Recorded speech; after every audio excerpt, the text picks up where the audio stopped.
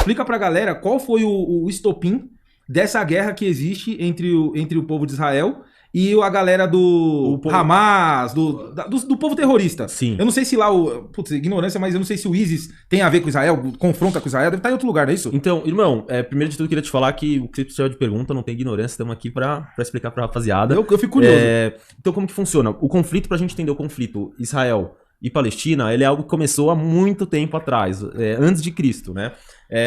Os palestinos dizem que o povo judeu nunca esteve nessa terra, muitos judeus extremistas dizem que os palestinos nunca estiveram nessa terra, mas a verdade é que a terra de Israel, onde atualmente é Israel, era uma terra onde os judeus eles sempre estiveram há muitos anos atrás, e decorreram várias guerras nesse período. Você teve o Império Turco-Otomano, o Império Romano, tiveram vários povos que tomaram conta dessa faixa de terra durante esse tempo.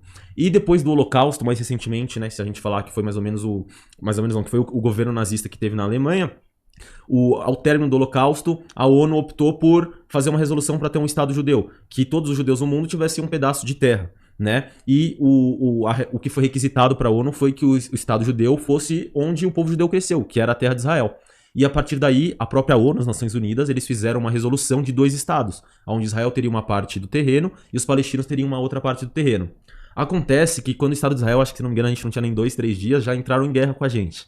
Então a gente não tinha um exército, a gente não tinha praticamente nada, né? E a gente começou a lutar com 6 países árabes, então foi uma coalizão de países árabes que começaram a lutar contra nós. Todos contra vocês?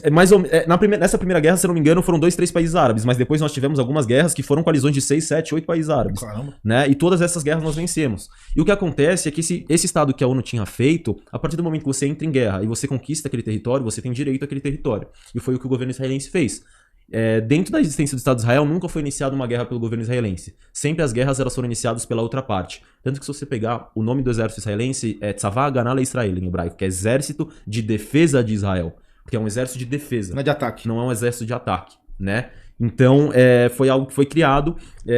Cara, foi uma época muito difícil, porque a época que guerreou em Israel, a gente não tinha munição pra guerrear. Então, as pessoas faziam munição a partir de cápsulas de batom, que na época era o mesmo material.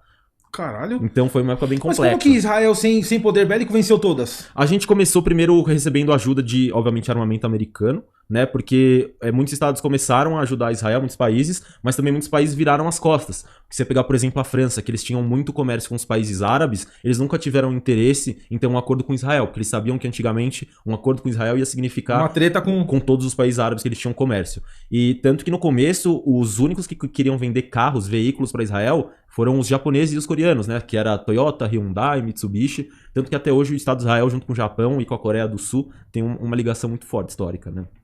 Sempre tem uma ligação comercial, sempre tem um dinheiro envolvido. Né? Sempre. O dinheiro é o problema de muita coisa. As pessoas acham que é a solução, mas é problema. É problema. É o problema. E aí, como que foi desenrolando essa guerra com a Palestina? O Israel ganhou a guerra, por óbvio. Quem ganha a guerra conquista o território, toma conta do território, e a Palestina sempre resistiu. Perdeu e falou. Tipo aqueles caras que estão jogando futebol e que quando toma um rolinho ou se machuca, é dono da bola, leva a bola embora. Exato. A Palestina o mimado. É o mimado. A Palestina, então, não queria sair do território. Israel não aceitou porque foi atacado exato. E ganhou.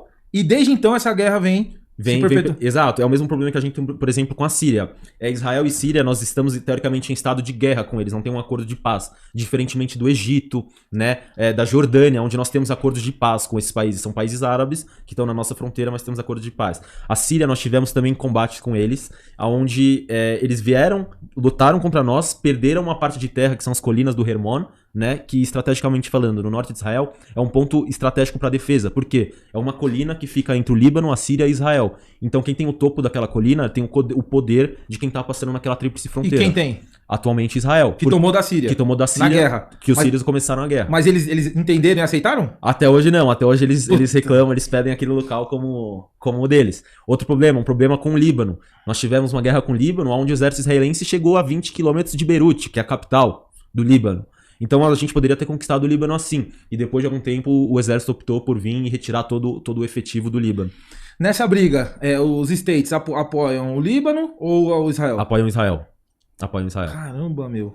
Puta, é complexo o negócio. É complexo, cara, porque entra muito na ciência política, né? Sim. É algo muito mais do que ideológico. Sim. Envolve política. Envolve uma história, envolve um nexo de causalidade, um princípio. Quem não entendeu o princípio não consegue entender hoje o que ocorre, né? Exato. Mas você acha que essas guerras poderiam cessar? Vamos supor, o problema é que a Palestina não aceita que perdeu a guerra e não aceita ser dominada por Israel. Ok. Se Israel falasse assim, tá bom, meu, pega essa porra dessa terra aí e fica pra vocês, mas não enche mais o saco. Você acha que cessariam as guerras ou não? Cara, é importante frisar pra quem tá acompanhando a gente, pros nossos seguidores, que Israel já propôs por várias vezes acordos para eles pegarem parte de terra e fazer uma solução de 2 estados. Só que essas soluções nunca foram aceitas pelo governo deles. Né? A gente tem um grande problema na Palestina que você tem dois grupos que tomam conta, que é a Autoridade Palestina e o Hamas. Então a Autoridade Palestina, eles tomam conta, eles já tomaram conta dentro da faixa de Gaza. O que é a faixa de Gaza? A faixa de Gaza é um pedaço de terra dentro de Israel, onde somente palestinos têm acesso. E a faixa de Gaza, até 2000, ela era uma área israelense, você tinha judeus que moravam lá. E Ariel Sharon, que era o primeiro-ministro na época, como um gesto em busca da paz, optou por retirar 1,5 milhão de judeus que moravam lá. Então você tem um exército que veio com tudo e retirou judeus de lá. Força? A força. Então se você procurar no YouTube, você tem judeus tirando judeus de casa como um gesto de paz para entregar para eles. Você tem soldados chorando que eles não tiveram a coragem de fazer isso. Então inclusive foi algo que é muito criticado até hoje que o governo israelense fez. O que eles fizeram? Eles começaram a tentar trazer o pessoal de infantaria para fazer esse serviço de retirar as pessoas da casa. Só que o pessoal de infantaria falou, eu não vou fazer isso. Aí eles falaram, então você vai pra cadeia. O pessoal de infantaria falou, não tem problema. Eu tenho 3 anos de serviço, vou passar 3 anos da minha vida preso. Aí o governo israelense começou a fazer o quê? Começou a trazer os pilotos, que são pessoas que têm contrato de 12, 10 anos, ganham muito dinheiro, tem uma carreira no exército. Então tem muito mais a perder do que um cara de infantaria.